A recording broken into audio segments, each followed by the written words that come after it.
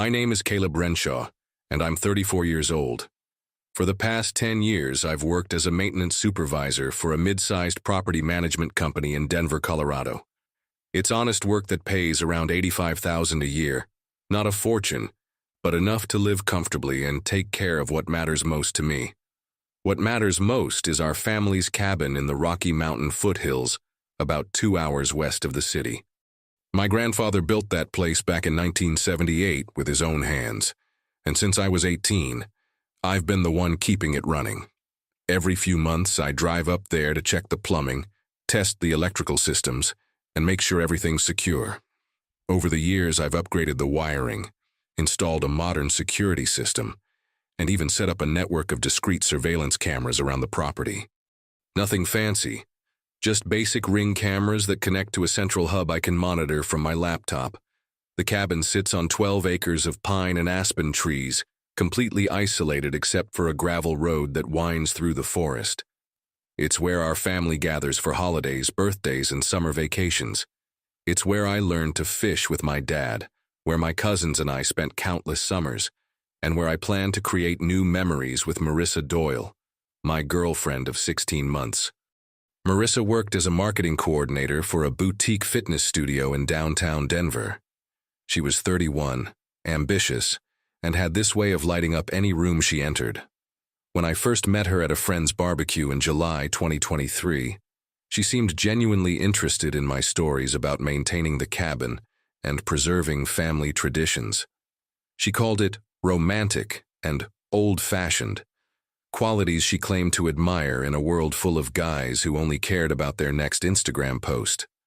If you enjoy stories of cold-blooded revenge and gripping plot twists, like this video, and subscribe to the channel now. There are brand new, unreleased stories here every day, each one more intense than the last. In November 2024, I decided it was time to bring Marissa up to the cabin for our annual 5-day Thanksgiving gathering. She'd met my parents a few times in the city, but this would be her first extended time with the extended family. Aunts, uncles, cousins, the whole crew. I was nervous but excited. The cabin meant everything to me, and I wanted to share that with her. Among the relatives making the trip was my uncle Victor Renshaw, my dad's younger brother. Victor was 57, divorced, and what you'd call successful by any conventional measure. He owned 3 restaurants in Fort Collins, and had recently invested in some real estate ventures that had apparently paid off big. He drove a new BMW X5, wore expensive watches, and never let anyone forget about his latest business triumph or exotic vacation. Victor had always been the family showman, the guy who dominated conversations at dinner with stories about his recent trip to Costa Rica, or his plans to buy a vacation home in Scottsdale. My parents respected his success, and my younger cousins looked up to him like some kind of entrepreneurial guru. Me? I'd always found him a bit much, but family is family. The family started arriving on Wednesday afternoon, November 27, 2024. My parents drove up first, followed by my Aunt Sarah and her 2 teenage kids. Victor rolled up around 4 p.m. in his BMW, immediately drawing attention as he unloaded expensive bottles of wine and what looked like enough gourmet food to feed an army. "Caleb," he called out, giving me one of those firm handshakes that lasted a beat too long. "This place looks fantastic. You've really outdone yourself with the upkeep." "Just doing what needs to be done," I replied, helping him carry his bags inside. Victor's eyes immediately found Marissa, who was arranging flowers she'd picked from the property in a mason jar. "And you must be the famous Marissa I've heard so much about," he said, switching to that smooth voice he used with waitresses and hotel concierges. "All good things, I hope." Marissa laughed, extending her hand with a smile I'd never seen her use with any of my other relatives. The first 2 days went exactly as expected. We hiked the trails, played cards, and shared stories around the fireplace. Victor regaled everyone with tales of his latest restaurant's grand opening and his plans to expand into the Denver market. Marissa hung on every word, asking follow-up questions about business strategies and profit margins, topics that had never seemed to interest her when I talked about my work. "You know, Marissa," Victor said during dinner Thursday night, If you ever get tired of the fitness industry, marketing restaurants is where the real money is. I could always use someone with your skills." "That's incredibly generous," she replied, her cheeks slightly flushed. "I'd love to hear more about it. I noticed things throughout Friday that should have set off alarm bells. Marissa volunteering to help Victor prepare his famous stuffing recipe while everyone else watched football. The two of them disappearing for what Victor called a business walk to discuss marketing opportunities. Marissa suddenly becoming an expert on restaurant industry trends during our evening conversations. But I trusted her. More than that, I trusted my family. Saturday afternoon, November 30th, I was in the cabin's small office, really just a converted closet where I kept the network equipment and monitoring systems. I'd been having intermittent Wi-Fi issues all weekend, and I wanted to check if one of the outdoor cameras was interfering with the router. These weren't spy cameras or anything sinister, just basic security equipment I'd installed after we'd had some issues with trespassers a few summers back. I opened my laptop and pulled up the monitoring software. Most of the cameras showed empty rooms and quiet forest scenes. But camera 4, positioned in the corner of the smaller guest bedroom, the room Victor was using, showed something that made my blood freeze in my veins. Marissa was there, with Victor, and they weren't discussing restaurant marketing. I sat there for 30 seconds, maybe longer, watching the screen, watching my girlfriend of 16 months and my uncle, my father's brother, in a situation that left no room for interpretation or innocent explanation. They moved with the comfort of people who'd done this before, who weren't worried about getting caught. My first instinct was to storm into that room and confront them both. My second was to grab Victor by the throat and throw him off the property. But something held me back. Maybe it was the methodical part of my brain that had spent years troubleshooting electrical problems and fixing broken systems. Instead, I saved the video file to my laptop's hard drive. Then I saved it to a USB drive. Then I uploaded it to my personal cloud storage account. I sat in that cramped office for another 10 minutes, listening to the muffled sounds of the family playing board games in the living room, and I made my decision. This betrayal wouldn't be swept under the rug or handled with quiet confrontations and whispered arguments. If Victor and Marissa wanted to disrespect me and my family in the place that meant everything to me, they'd face the consequences in front of everyone who mattered. The dinner plan for Saturday night was ambitious. A full traditional spread that my mom had been coordinating all weekend. Turkey, ham, stuffing, 3 different potato dishes, green bean casserole, cranberry sauce, and pies. Victor had volunteered to carve the turkey, positioning himself at the head of the table, like the patriarch he'd always imagined himself to be. I spent the rest of Saturday afternoon acting normal. I helped set up tables, tested the sound system we used for family toasts, and even complimented Victor on his wine selection.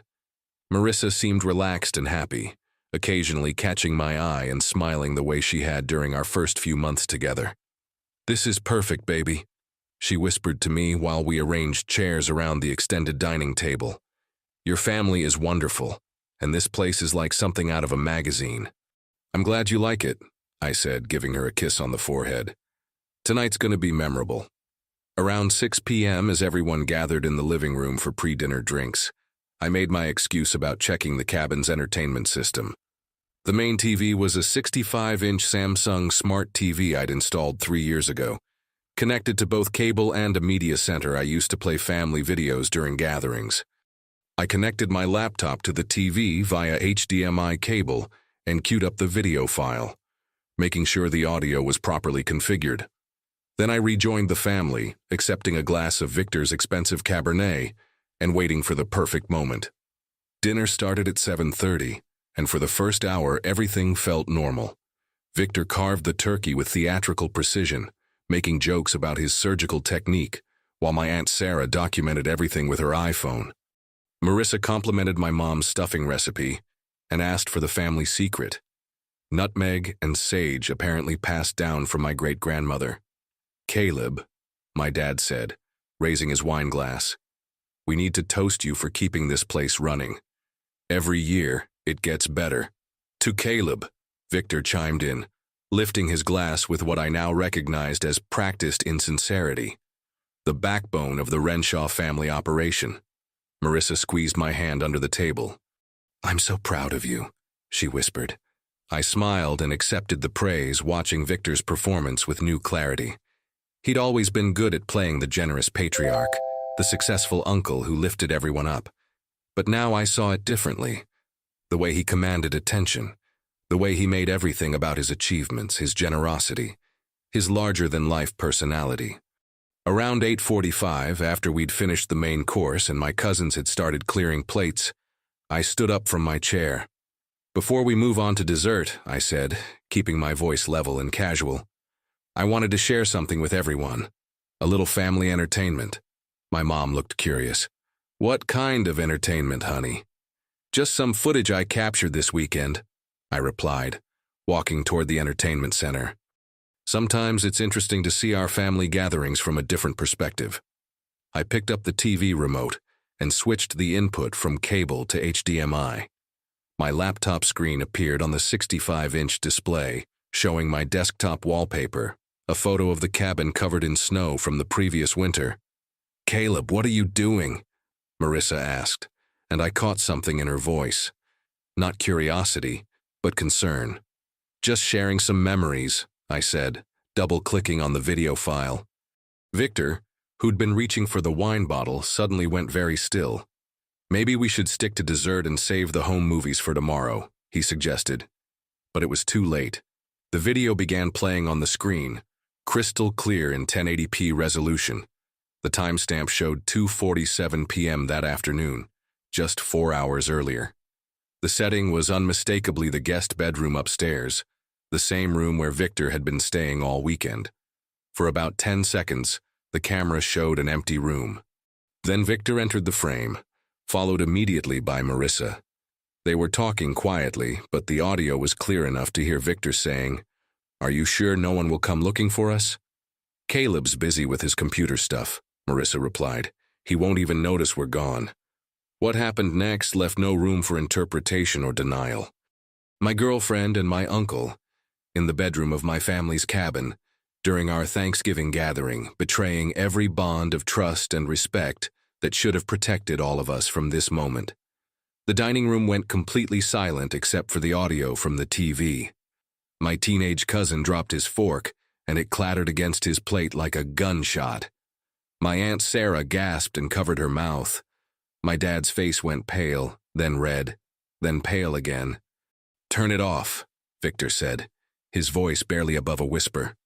"Turn it off," Marissa screamed, jumping up from her chair so fast she knocked over her wine glass. Red Cabernet spread across the white tablecloth like a bloodstain, but I didn't turn it off. I let the video play for another 30 seconds, long enough for everyone to understand exactly what they were seeing, long enough for the reality to sink in completely. Then I paused it and turned to face the table. "I installed those cameras for security," I said calmly, "to protect our family property from trespassers. I never imagined I'd need protection from family members themselves." Victor finally found his voice. "Caleb, this isn't what it looks like. We were just what?" I interrupted. "Just what, Uncle Victor? Because what it looks like is my girlfriend and my father's brother having sex in my family's cabin during our Thanksgiving dinner weekend." Marissa was crying now, mascara running down her cheeks. "Baby, please let me explain. This was a mistake, a moment of weakness. It didn't mean anything." "A mistake?" I repeated. "You called it a mistake when you told him I wouldn't notice you were gone? When you were comfortable enough with each other to joke about deceiving me?" My dad stood up from his chair, his hands shaking with anger. "Victor, get out of my sight. Get out of this cabin, now." "Dawn, please, let's talk about this like adults," Victor began. "Adults?" my mom said, her voice ice cold. "Adults don't betray their nephew's trust. Adults don't disrespect their family's home. Get your things and leave." Victor looked around the table, searching for an ally, someone who might defend him, or suggest this was all a misunderstanding. But my Aunt Sarah was staring at her plate, unable to make eye contact. My cousins looked disgusted and embarrassed. Even the teenagers understood the magnitude of what had happened. "This is between Caleb and Marissa," Victor said desperately. This has nothing to do with the rest of you. It has everything to do with us, my dad replied. This is our family. This is our home, and you violated both. Marissa tried a different approach, walking around the table toward me with her arms outstretched. Caleb, I love you. I love you so much. This was just physical. It didn't mean anything. We can work through this. I stepped back from her. Work through this? Marissa, you betrayed me with my uncle in my family's cabin during Thanksgiving weekend. You looked me in the eye for hours afterward and acted like nothing happened. What exactly do you think we're going to work through? She collapsed back into her chair, sobbing harder.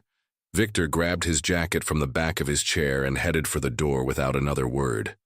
We heard his BMW start up 5 minutes later, the engine roaring as he accelerated too fast down the gravel road. Marissa stayed in the cabin that night, sleeping on the living room couch while I took the master bedroom. She kept trying to talk to me, knocking on the door around midnight, then again at 3 a.m., whispering apologies through the wood and begging for just 5 minutes to explain. I didn't respond. There was nothing left to explain. Sunday morning, December 1st, I found her in the kitchen at 6 a.m., fully dressed and holding a cup of coffee with shaking hands. Her face was puffy from crying, and she looked like she hadn't slept at all. I'm driving back to Denver this morning, she said without looking at me. But I need you to know that what happened with Victor was the biggest mistake of my life. I love you, Caleb. I've never loved anyone the way I love you. If that were true, I replied, pouring myself coffee from the pot she'd made, yesterday wouldn't have happened. He pursued me, she said, desperation creeping into her voice. From the moment we arrived, he was flirting, making offers about jobs, telling me how talented I was. I was flattered by the attention from someone so successful. So you slept with him? She winced like I'd slapped her. It happened once before this weekend. In October, when you were working late and I met him for drinks to discuss that marketing opportunity. He took me to dinner at this expensive place in Lodo, and afterward, she trailed off, unable to finish the sentence. So yesterday wasn't a moment of weakness, I said. It was a pattern. I was going to end it. I swear to you I was going to tell him this weekend that it couldn't happen again. But then we were alone in his room, and he said you'd never be able to give me the kind of life he could provide. And I just... Stop.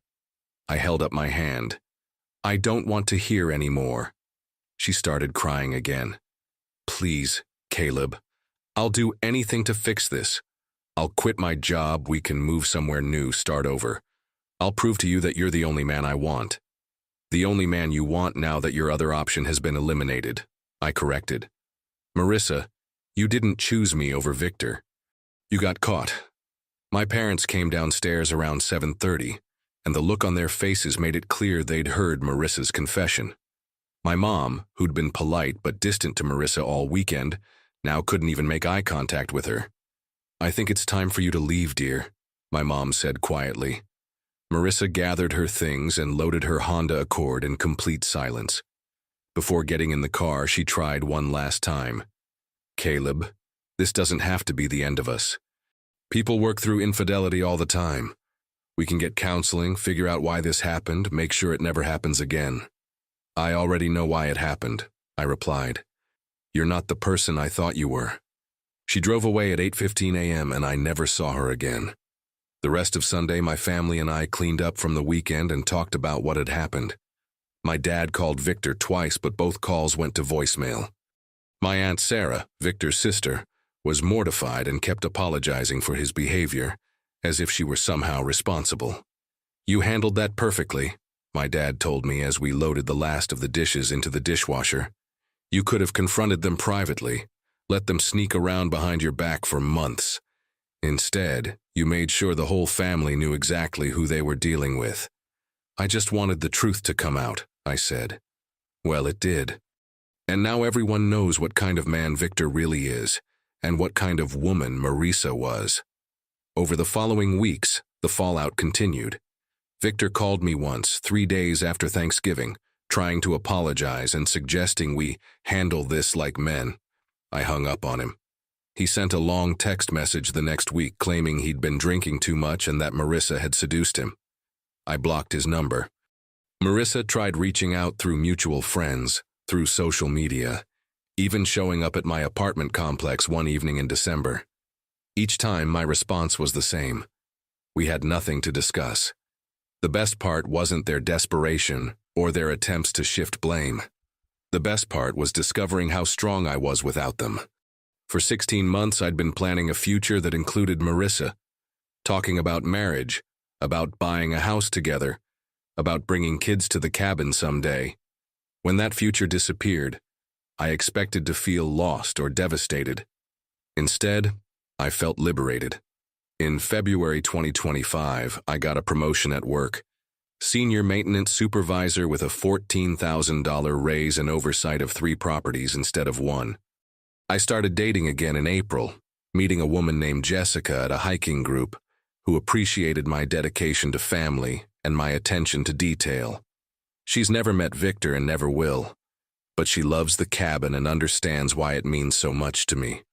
Victor's restaurant business hit some rough patches in the spring.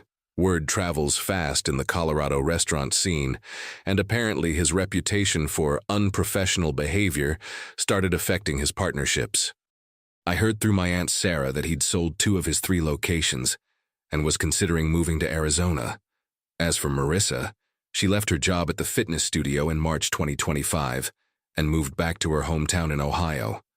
According to her LinkedIn, which I checked exactly once out of curiosity, she's working at her father's insurance office and appears to be single. The cabin remains the center of our family's life. This past July, we had our annual 4th of July gathering. The same crowd minus Victor, plus Jessica and a few new faces. During the evening, as we sat around the fire pit sharing stories, my teenage cousin brought up the previous Thanksgiving. "That was the most epic family drama I've ever witnessed," he said. "Uncle Caleb just calmly destroyed 2 people without raising his voice or throwing a punch." "I didn't destroy anyone," I corrected him. "I just showed everyone the truth. They destroyed themselves." And that's the lesson I want people to understand from this story. Revenge isn't about getting even or causing pain. Real revenge is about exposing the truth and letting people face the natural consequences of their choices. Victor and Marissa thought they could deceive me and disrespect my family without repercussions. They were wrong. Sometimes the most powerful thing you can do is simply turn on the lights and let everyone see what's really happening in the shadows. If you enjoyed this story, like this video and leave a comment telling me what you thought. And if you're not already subscribed to the channel, please subscribe and hit the notification bell to get alerts for new stories like this one. Thanks for watching, and I'll see you next time.